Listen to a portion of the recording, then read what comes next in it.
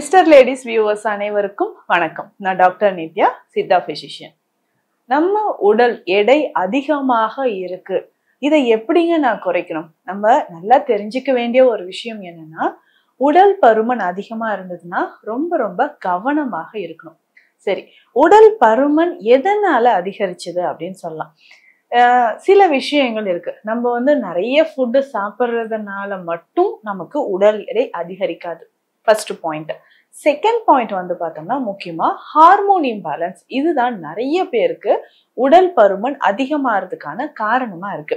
ஏன்னா உடல் பருமன் அதிகமாக இருக்கக்கூடியவங்க பெரும்பாலும் பார்த்தோம்னா கொஞ்ச நாளுக்கு அப்புறம் அதிகமான ஒரு ஸ்ட்ரெஸ், டிப்ரெஷன், யாருக்கிட்டையும் பேசாம இருக்கிறது, தன்னைத்தானே ஒரு தனிமைப்படுத்திக்கிறது, இந்த மாதிரி விஷயங்கள்ல இருப்பாங்க. ஸோ 4 ஃப்ரெண்ட்ஸ் இருக்காங்கன்னா நம்ம அங்க போறதையே அவாய்ட் பண்ணிக்கிறோம் அப்படின்னு நிறைய பேர் சொல்லி நான் கேட்டிருக்கேன், ஃபீல் பண்ணியிருக்காங்க. ஏன்னா மேம் கொஞ்ச நேரம் ஏதாவது பேசிட்டு இருப்பாங்க, திடீர்னு என்ன பார்த்து பேச ஆரம்பிச்சிருவாங்க, பாடி ஷேமிங். ஸோ இந்த மாதிரி விஷயங்களால ரொம்ப கவலைப்பட்டு டிப்ரெஷன்ல இருந்து அதுக்கப்புறம் நம்மளுடைய மெடிசின்ஸ் எல்லாம் ஃபாலோ பண்ணி, மெடிசின்ஸ் கூட இல்லை, டயட்லயே சக்சஸ் பண்ணவங்க நிறைய பேர் இருக்காங்க.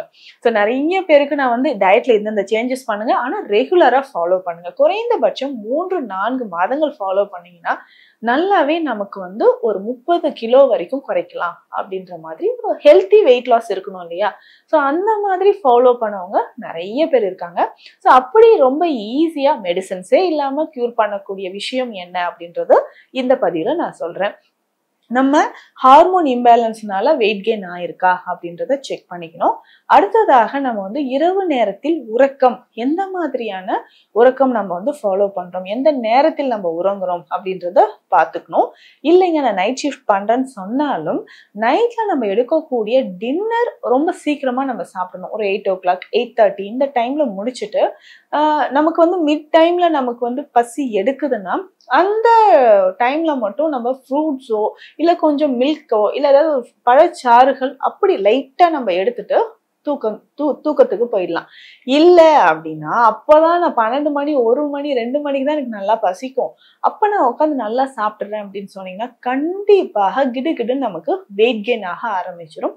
ஸோ ரொம்ப கவனமாக இருந்து உடல் எடையை குறைக்க பார்த்துக்கணும். ஸோ இது ஆண்களுக்கும் பெண்களுக்கும் எல்லாருமே இதை ஃபாலோ பண்ணிக்கலாம். சரி, உணவு முறையில ஃபர்ஸ்ட் நம்ம எந்த அளவுக்கு உணவு எடுக்கிறோன்றத பார்த்துக்கணும். பேசிக்காவே நம்ம சாப்பிட்ற உணவில் கொஞ்சம் கொஞ்சம் நம்ம குறைச்சிக்கணும். இப்ப 4 இட்லி சாப்பிட்றீங்கன்னா 3 இட்லியா குறைச்சிடணும். ஸோ அதுக்கப்புறம் ஒரு கப் ரைஸ் எடுக்கிறோம்னா அதுல கொஞ்சம் ரைஸ் நம்ம குறைச்சிட்டு வெஜிடபிள்ஸ் ஆட் பண்ணிக்கணும். ஸோ எப்போ பார்த்தாலும் ரைஸே நிறைய பேர் சாப்பிடுவாங்க.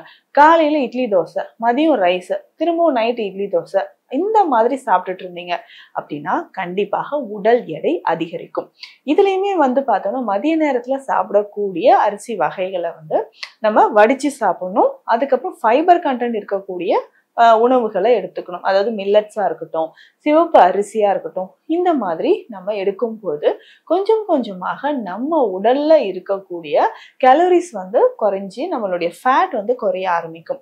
3 மாதத்துக்கு ஒரு முறை cholesterol level and thyroid hormone level எவ்வளவு இருக்குன்றத நம்ம செக் பண்ணிக்கணும். ஸோ அந்த மாதிரி பார்த்துட்டே வரும்போது முக்கியமாக எல்டிஎல் கொலஸ்ட்ரால் எவ்வளோ இருக்குன்னு கவனத்தில் வச்சுக்கோங்க. ட்ரைக்ளிசரைட்ஸ் லெவலும் எவ்வளோ இருக்குன்னு கவனத்தில் வச்சுக்கணும். இதுல முக்கியமாக ஒரு 50-60 வயதில் இருக்கிறவங்க ரொம்ப உடல் பருமனா இருந்தீங்கன்னா ரொம்ப கஷ்டப்படுவாங்க. ஏன்னா உடல் எடையை குறைப்பதற்கு ரொம்ப கஷ்டம். ஏன்னா ஜாயிண்ட் பெயின் இருக்கும், மூட்டு வலி இருக்கும்.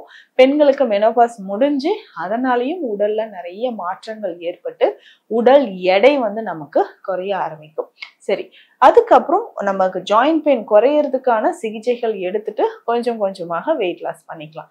இதுக்கோட சேர்த்து என்ன உணவுங்க ஸ்பெஷலா நான் இது சாப்பிடலாம் அப்படின்னு கேட்டீங்கன்னா முதல்ல நம்ம சாப்பிட வேண்டியது புரோக்காலி சூப். காலிஃப்ளவர் மாதிரி கிரீன் கலர்ல இருக்கும். இது சூப் மாதிரி நம்ம குடிக்கலாம். ஸோ இதுல முக்கியமா எப்படி செய்யணும் அப்படின்னு பார்த்தோம்னா புரோக்காலி எடுத்துட்டு அதை நல்லா வாஷ் பண்ணு. ஃபர்ஸ்ட் கொஞ்சம் வெந்நீர்ல போட்டு எடுத்து வாஷ் பண்ணி முடிச்சதுக்கு அப்புறம் கண்டிப்பா இதுல சின்ன வெங்காயம் சேர்த்தே ஆகணும். சோம்பு, மறக்காம ஓமம் சேர்த்துக்கோங்க. அது என்ன டேஸ்டே வேற மாதிரி இருக்குமே, அதுதான் சீக்ரெட். ஓமம் எவ்வளவுக்கு சேர்க்கிறோமோ அந்த அளவுக்கு நமக்கு வெயிட் லாஸ் ஆகும்.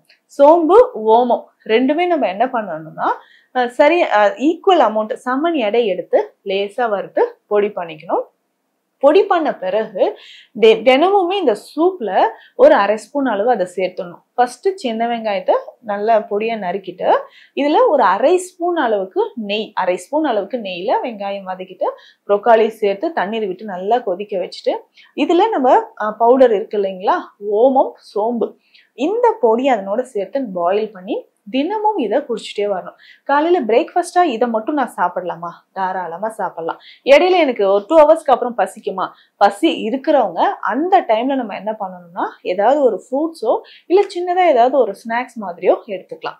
அந்த மாதிரி நம்ம சாப்பிட்டுட்டு வரும்போது மதிய நேரத்துல மீல்ஸ், திரும்பவும் நைட்ல நம்ம டின்னர் முடிச்சுட்டு நம்ம உறங்க போறோம்னா கரெக்டா நமக்கு வெயிட் லாஸ் ஆக ஆரம்பிக்கும். ஃபர்ஸ்ட் நமக்கு எப்படி தெரியும்னா வயிறு சுத்தி இருக்கக்கூடிய தசைகள் குறைஞ்ச மாதிரி வயிறே லைட்டா இருக்கே அப்படின்னு ஒரு 3rd டேல இருந்து 3வது நாள்ல இருந்தே நம்ம ஃபீல் பண்ண ஆரம்பிப்போம்.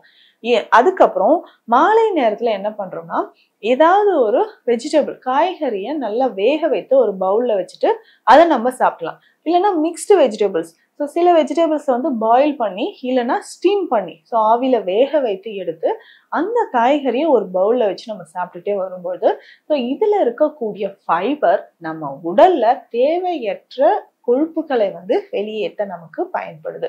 தேவையற்ற கொழுப்புகள் வெளியேறும்போது உடல் எடை நமக்கு நல்லாவே குறையும். ஸோ ஃபர்ஸ்ட் நம்ம ஃபீல் பண்ணோம், எப்படி ஃபீல் பண்ணுவோம்னா அடிவயிறு பகுதி, வயிறோட 2 சைடு இருக்கு இல்லைங்களா, அப்படியே குறைஞ்ச மாதிரி தெரியும். பரவாயில்லையே, இந்த இடம் நமக்கு பார்க்கும்போது குறைஞ்சி உள்வாங்கின மாதிரி இருக்கேன்னு நம்ம ஃபீல் பண்ண ஆரம்பிப்போம். அதுக்கு அடுத்து கொஞ்சம் கொஞ்சம் எக்ஸசைஸ் பண்ணும்போது உடல்ல இருக்கக்கூடிய தேவையற்ற கொழுப்புகள் நமக்கு வெளியேற ஆரம்பிக்குது.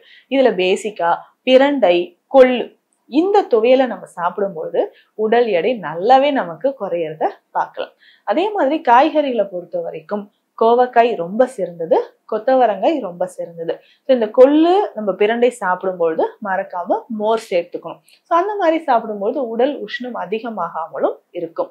ஸோ அடிக்கடி நம்ம என்ன பண்ணலாம், வாரத்துக்கு 1 நாளாவது எண்ணெய் நல்லா வச்சுட்டு எண்ணெய் குளியல் நம்ம எடுக்கும்போது உடல்ல இருக்கக்கூடிய தேவையற்ற கொழுப்புகள் நமக்கு கரைய ஆரம்பிக்கும்.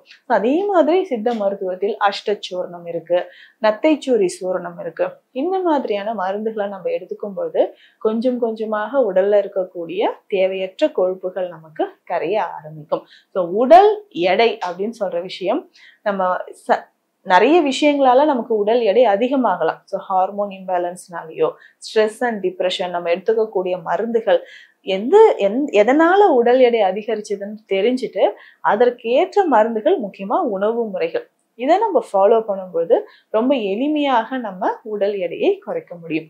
ஸோ இந்த பதிவுல நான் சொல்லியிருக்கக்கூடிய விஷயங்கள் உங்களுக்கு யூஸ்ஃபுல்லா இருக்கும்னு நினைக்கிறேன். மீண்டும் அடுத்த பதிவில் சந்திக்கலாம். நன்றி.